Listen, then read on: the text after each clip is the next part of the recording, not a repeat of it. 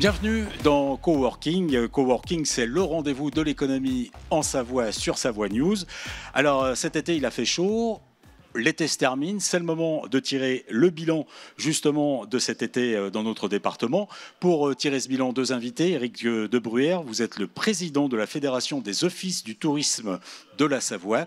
Et puis Vincent Rolland, vous êtes député, mais vous êtes aussi le co-président de l'agence Savoie-Mont-Blanc. Alors première question évidemment qu'on a envie de vous poser, messieurs, c'est le bilan estival semble plutôt bon en France. Est-ce qu'il en a été de même en Savoie, Vincent Rolland ? Alors plutôt bon en France, moi je nuancerai un petit peu, puisque quand on regarde la Corse, la Côte d'Azur, il semblerait que les chiffres ne soient pas tout à fait aussi bons que ça.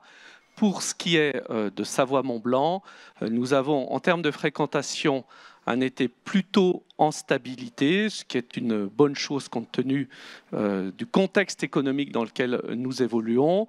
Et il y a même certaines stations d'altitude, notamment sur le mois d'août, qui ont tiré l'épingle du jeu, comme La Plagne ou encore Avoria. Même constat du côté des offices du tourisme de la Savoie ? Absolument, absolument. C'est une très bonne saison. C'est pas la saison qu'on a connue, qui était un peu miraculeuse, façon de parler, après le Covid, clairement. Mais là, bon, on sait pourquoi. On va pas revenir là-dessus. Par contre, on retrouve les niveaux légèrement supérieurs aux années précédentes. Donc, vous êtes plutôt satisfait ? Nos partenaires sont satisfaits, oui. On vise toujours mieux, donc on n'est pas complètement satisfait, mais comme je dis, il faut toujours se comparer. Et quand on se compare, c'est plutôt pas mal. Oui, je pense qu'on aurait effectivement pu faire mieux, parce que juillet n'a pas été aussi bon qu'on pouvait l'espérer et qu'on doit l'espérer. Mais néanmoins, il y a eu un glissement sur fin août, et visiblement septembre s'annonce très bon. Bon, c'est déjà ça. Si les gens sont venus, si les touristes sont venus dans notre département, ça veut dire que la Savoie dispose d'un certain nombre d'atouts. Les deux professionnels que vous êtes, c'est quoi ces atouts ? Savoie-Mont-Blanc, d'abord, c'est la plus belle destination de France et d'ailleurs. Mais je doutais que vous alliez nous dire ça. Je ne suis pas très innovant, je vous le concède. Mais nous avons 4 lacs absolument magnifiques et en période de forte chaleur, évidemment, les vacanciers recherchent les points d'eau, chaque lac avec leur propre personnalité, évidemment. Et puis la montagne, c'est un havre de paix, mais aussi de fraîcheur, notamment la nuit. L'offre de Savoie-Mont-Blanc, c'est 110 stations, petites, moyennes, grandes, et chacun peut trouver satisfaction dans l'offre touristique qu'il recherche. Donc, une diversité dans l'offre, et y aurait-il d'autres atouts selon vous ? Ah oui, je pense qu'il y a les, mais ce que sous-entend Roland, il y a le réseau professionnel d'accueil sur les sites de stations, les offices du tourisme entre autres, qui sont extrêmement performants. Il y a une vraie éducation des Savoyards aujourd'hui grâce aux uns et aux autres sur l'accueil des clientèles. Et puis on a aussi quand même une chance extraordinaire, c'est le réseau routier et le réseau ferré, voire même l'aéroport de Chambéry qui permet de Genève. On est vraiment très près de Lyon. On est donc très facilement accessible. Il y a peut-être un atout supplémentaire, c'est que les Savoyards sont accueillants. Vous avez raison, ils sont accueillants et ils aiment recevoir les vacanciers. Et puis il faut, je crois, aussi insister sur le fait que nous avons une palette d'activités impressionnante. C'est plus de 300 activités de pleine nature. C'est 12 000 kilomètres de sentiers balisés, ce sont des véloroutes, ce sont des aménagements pour le vélo, du patrimoine, de la gastronomie, de l'agriculture, de l'authenticité. C'est tout cela que les vacanciers viennent rechercher et on peut dire qu'avec la destination, ça match. C'est vrai ? Oui, absolument, clairement. Oui. Très clairement, non, mais c'est quand je sous-entendais tout à l'heure l'expertise de nos offices du tourisme, s'appuie évidemment sur l'ensemble de ces produits dont on vient de parler. Bon, donc on est plutôt satisfait, ça s'est bien passé. Il y a eu du monde qui est venu en Savoie, mais en même temps, l'inflation a joué. Alors, il y avait l'inflation en tout cas. Est-ce qu'elle a joué sur la manière dont a été consommée la Savoie d'un point de vue touristique, Éric ? Alors, elle a joué à deux niveaux. Elle a joué, les clientèles touristiques, bien évidemment, sont victimes de cette inflation, donc ont privilégié notamment l'hébergement par rapport à la restauration de certaines activités. Bon, ça c'est clair. Le prix du gasoil aussi a compté considérablement.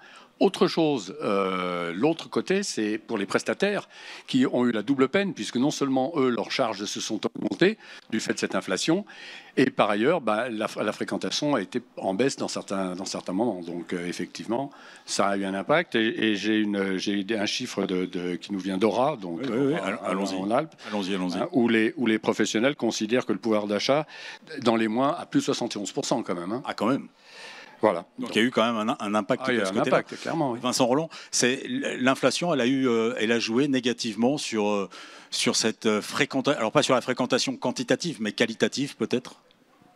Oui, il y a de la part du consommateur quelques anticipations anxiogènes. Nous avions sondé au mois de mai les vacanciers futurs et 84% d'entre eux disaient qu'ils allaient moins consommer. C'est lié, comme le rappelait Eric, sans doute à l'évolution des prix des carburants, mais aussi de l'énergie et de l'électricité qui ont, au cours de cette année 2023, assez nettement augmenté. Et comme ce sont des dépenses obligatoires pour les ménages, il n'est pas rare que cela se reporte sur les loisirs. Est-ce que ça veut dire, à vous écouter, est-ce que ça veut dire qu'il y a quand même des secteurs qui ont souffert plus que d'autres, justement du fait de cette inflation ? La restauration, notamment, et tout à l'heure, tu le rappelais justement, pour les restaurateurs, en termes de charge d'énergie et de moindre consommation, ça a été d'une certaine manière la double peine, si on parle tourisme. Et puis certaines activités, elles étaient plutôt pratiquées uniquement par les enfants plutôt que par toute la famille, parce qu'il fallait faire un choix dans le budget qui était contraint. C'est ça, on laissait les enfants s'amuser, mais les parents, eux, ils étaient un peu en retrait. On partage aussi ce point de vue-là du côté des offices du tourisme ? Bien évidemment, bien évidemment. En ajoutant aussi pour les restaurateurs que, alors ça fait 3 fois qu'on parle de double peine, mais pour le coup c'est justifié, puisque en plus ils avaient des problèmes d'embauche, hein, chacun le sait, le recrutement, et la saisonnalité, donc c'est des vraies questions auxquelles on travaille les uns les autres, bien sûr, la fédération, comme l'ensemble des élus, les organismes professionnels, mais enfin c'est quand même bien vrai. Donc il y a quand même, oui, c'est... Il y a eu un impact sur certains secteurs et principalement sur la restauration.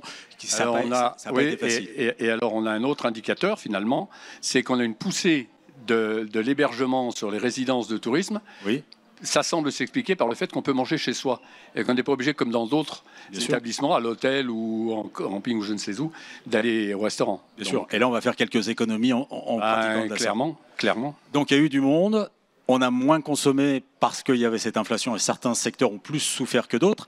Alors, on est quand même satisfait, à vous écouter, on est quand même satisfait de ce qui s'est passé en Savoie cet été.